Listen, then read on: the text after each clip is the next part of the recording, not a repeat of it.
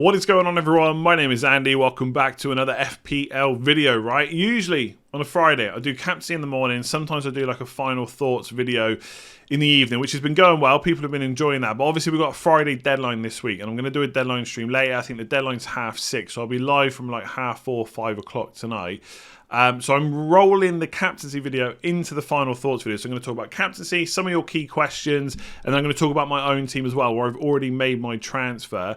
If you want to see my written thoughts, I've done my 888 article, 888 sport article as well. Talked about Lukaku, some other things in there. I'll leave a link in the description below if you want to check that out. Otherwise, it's going to be a classic one-take wonder type thing, and I hope I just don't mess anything up and have to redo it. Okay, so captaincy first, right? This is a week where it's probably quite open, but Salah probably is still the best captain. I just hate captaining any player against Man United, Man City, Liverpool, or Chelsea. It just doesn't feel like the right thing to do, right? In a season where, once again, for the 4th season in a row, Salah is amazing. We all know that. He's extremely good. We're going to captain him most weeks. You want to look for those opportunities where you don't have to captain him, or you don't feel like you have to captain him. And I'm one of those FPL managers that doesn't like making decisions for the sake of it. So I don't actively look to not captain Salah. If he's the best captain, I will captain him.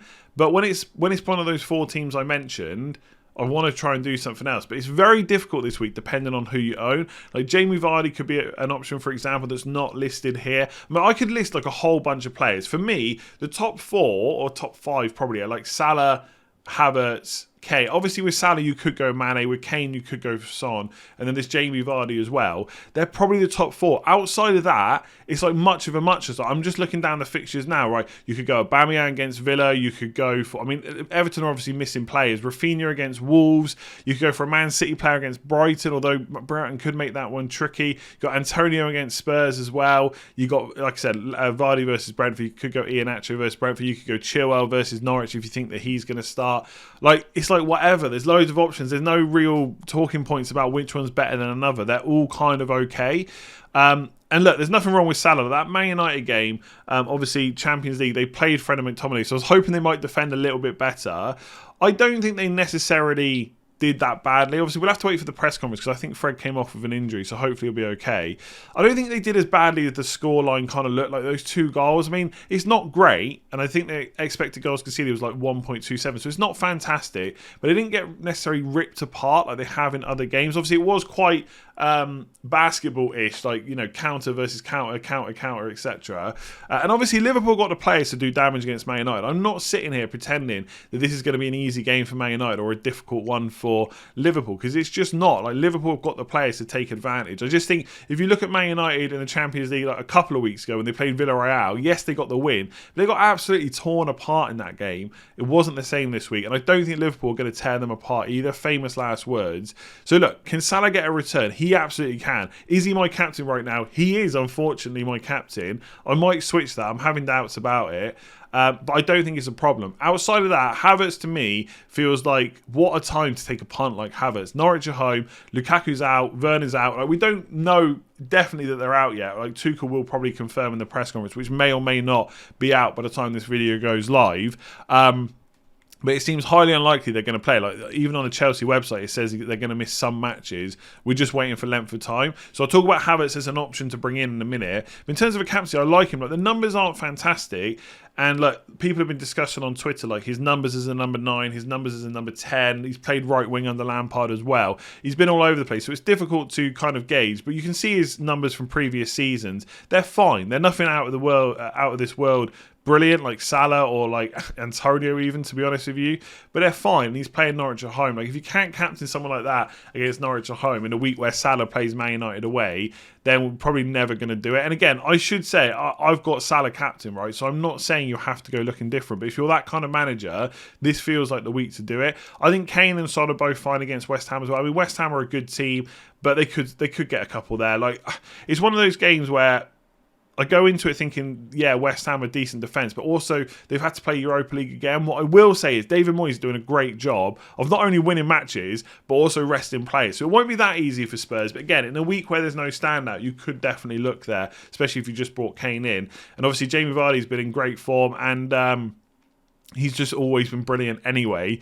And Brentford, look, I think people are rating them as a defence, and I think that's right. But I also think they're not afraid to attack, and I think that could kind of fall into Leicester's hands, especially when they're away. So I certainly wouldn't rule Jamie Vardy out, especially if you just brought him in. But look, if you want to go the safe play Salah, there's nothing wrong with that at all, and that's currently where I am. But what a boring move that is. Going on to your questions, is Havertz a risk worth taking for 3 game weeks before going to Son, or just go straight to Son now? Again, we don't know exactly how long Lukaku's out for, but you have to accept, if you're going for Havertz, that as soon as Lukaku's back, or maybe even Werner, Havertz then becomes a minutes risk like he has been all season. I think Lukaku gets straight back into the team unless Havertz happens to play absolutely amazing. But even then, Tuchel's not just going to start benching Lukaku, is he? Now, again, depends what kind of manager you are about whether you want to take this risk. I wouldn't necessarily call it a risk. It's not a risk. I think he will start while Lukaku is out. The risk is, does it then use more transfers down the line? And that is going to depend what your plan is and what your appetite for taking hits and stuff is. So I haven't gone for him because it just means down the line I've got to make an extra move. I just don't want to do it. And yes, I like him as a captain this week, but after this week, I'm probably not going to look to captain him again. Maybe game week 11, but to be honest, I'll just go for Salah anyway. I think it's Everton away for Salah in game week 11. West Ham away, sorry. So that's not necessarily an ideal fixture, but I'd probably be happy captaining Salah in that, so I'm not looking to go for Havertz. So if your consideration is Havertz to Son in 3 weeks, or just to get Son now, to be honest with you, I'd almost just side with getting Son now, because you just save a transfer down the line. Those game week 12 to 15 fixtures for Son are so good I think you just make that move. Again, if you're someone that likes to look for these differential punts, and you absolutely should, then Havertz is brilliant right now. 2 to 3 game weeks, great fixtures, could do damage. But you're also really, really hoping that he does the damage this week. Because if you don't, then suddenly that's going to put you on the back foot where, okay, he might get the next 2 games, and then I've got to transfer him out. And how are you going to react to that? So risk is the wrong word. I don't think it is a risk. I think he will do well. I think it is a good move, but it does put you back a transfer. And you have to consider how many other transfers you're already planning. If you're already planning a bunch of other transfers plus Son, and that's not even taking into account what's going to happen with injuries and stuff, it might be best to delay it. I know, again, people don't like that. They want people to say, yeah, go for the differential move. But realistically, planning is important in FPL, and this will set you back a transfer. So you need to strongly consider that. If you've only got like 1 or 2 moves planned before that Son move, then maybe it's okay. You have to think about it for your own team. But in general, I think Havertz is a good option.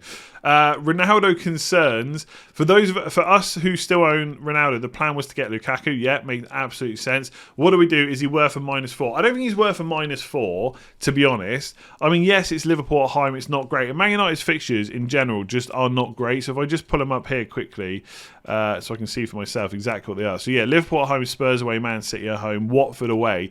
It's not ideal, but I don't think he's worth a hit.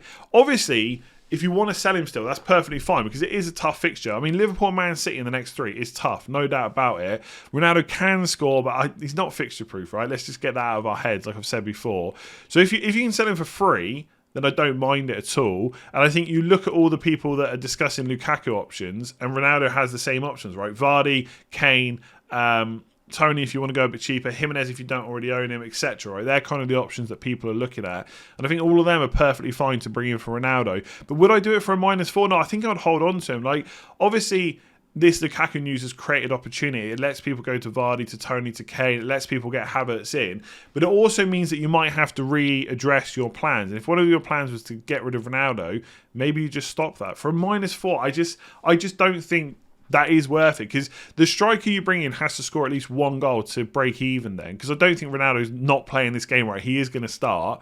So then they've got to get a second attack and return. I mean, there's plenty of strikers that could do that, but as soon as Ronaldo scores a goal, then suddenly that striker you've bought in has to get 2 returns to break even. So I just don't think I would do it for a -4. I think, look, you are happy to get rid of him, but don't force the move. If you don't need to make the move because you're dealing with Lukaku instead, just keep Ronaldo and deal with it next week instead, or the week after, whenever you want to do it. But it's all going to depend on your team and who you want to bring in, right? James, so Leicester strikers, does Daka now make Iheanacho less appealing? So obviously Daka did extremely well in Europe. I think it was 4 goals, right? So that's amazing. What's interesting is Vardy's kind of getting rested and being saved for the Premier League, which we know. And then Iheanacho's kind of played in both of them now. I don't think that Daka is going to take the place of Vardy or Iheanacho I wouldn't say anytime soon, but right now I think Iheanacho and Vardy. Vardy's safe, right? I think we can say that. Iheanacho, I don't know if I'm prepared to say that he's a safe option, like he's definitely going to start week in, week out, because obviously Rodgers could change the formation, could change the personnel, but I don't think Iheanacho is going to lose his place to Daka, right? So Iheanacho could lose his place to someone else because of formation or personnel changes, but I don't think, and Leicester fans, let me know if you think differently in the comments below, that Iheanacho is going to lose his place to Daka right now. It looks like what they've got set out, Vardy in the league, Daka in the Europa League, Iheanacho kind of in both. He's quite creative as well as being able to score goals. I think he's fine. But if you bring in Iheanacho, you've got to accept the fact that he is a bit of a minutes risk. I put him on my watch list, I believe it was, that video. I still like him as an option. I think he is an option for this week, possibly to bring in, if you want to save some money and not go to Vardy. But you do that knowing that at some point, even if he doesn't miss games, he could come off early, right? And that's the thing to consider. With Vardy, you don't, unless they're like massively winning, he probably stays on the pitch till 90 minutes. So right now, I mean, Daka looks great. What a great purchase from Leicester, by the way. But I think you're okay with Iheanacho and Vardy for now. Vardy definitely, obviously. Oh look, I've not put my team on properly. So I've made my transfer, right? I'm just gonna show it. I'm not gonna hide it on the deadline stream or anything like that.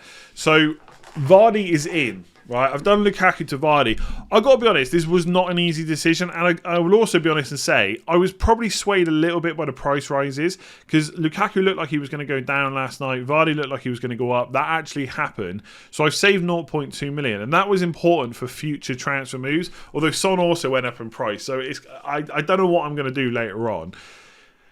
Look, I don't want to take a hit for Havertz. Saka could be fine. If Saka's not fine, I've got Laporte and Livramento on the bench, right? And there is still part of me that wants to bring in Havertz, but I now can't do it. So basically, this is the thought process I went through before I bought Vardy in.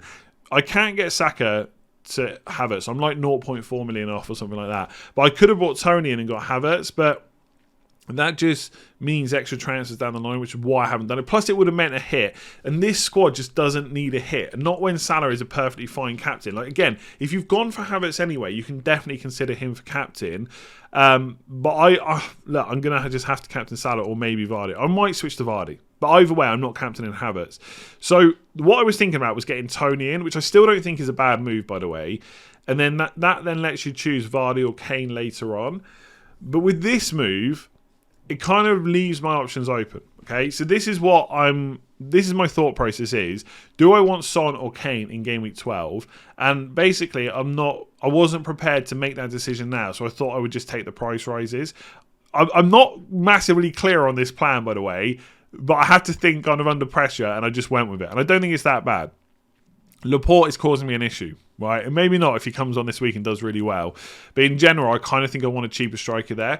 So just bear with me, right? This is game week 9. In game week 10, I don't think I now need to make a transfer, because I think Antonio's got Villa. Jimenez, I think, has got Everton at home. Yeah, so that's fine. And Vardy, okay, has got Arsenal at home. But again, I'm okay with that. He's going to play against Arsenal at home. They have been conceding a few goals as well. I've got Ramsdale. I'm not necessarily expecting a clean sheet in that game. So I'm fine with that. Salah is obviously going nowhere. Neither's Rafinha, neither's Mbomo. And I could bench Saka in game week 10 because Man City have got Palace at home. Liverpool got Brighton at home. I'm trying to remember. I think it's Newcastle away for Azpilicueta. So I could play Saka or I could bench him. And then the week after in game week 11, he's got Watford anyway. So look, I think if you've got Saka, you don't need to worry about necessarily keeping him. I'm not expecting him to play tonight, although I don't know that for sure. That's just my gut feeling. You don't have to hold him for that Watford game. But with my team, I kind of can just do that. So I probably will. So I've gone for Vardy. So in game week 11, Antonio has got Liverpool at home, so he will probably go for Tony. So bearing in mind, I've hopefully rolled the transfer. So Vardy in for game week 9, rolled the transfer in game week 10. Game week 11, I do Antonio to Tony. And I know people are still concerned about Tony, but I don't really know what's to dislike. His underlying numbers, expected goals, are looking good. He's got pretty good fixtures coming up. He's on penalties. He's nailed. He's going to play 90 minutes. And like, people are like, well, he's only scored 2 goals. But he's also got 4 returns in 8 games. Like a return every other game. That doesn't seem that bad for 6.5 million. God, he's gone up again. Yeah, Tony and Son both went up, so that's really annoying for me.